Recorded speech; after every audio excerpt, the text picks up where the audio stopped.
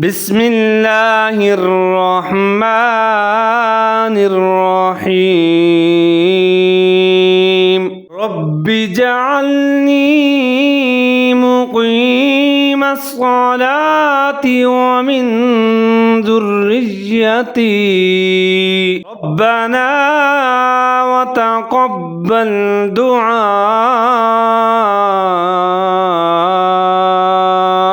ربنا اغفر لي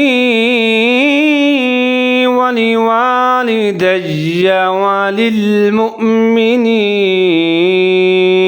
وللمؤمنين يوم يقوم الحساب۔ ترجمہ: یا رب مجھے بھی نماز قائم کرنے والا بنا دیجئے اور میری اولاد میں سے بھی ایسے لوگ پیدا فرمائیے جو نماز قائم کریں۔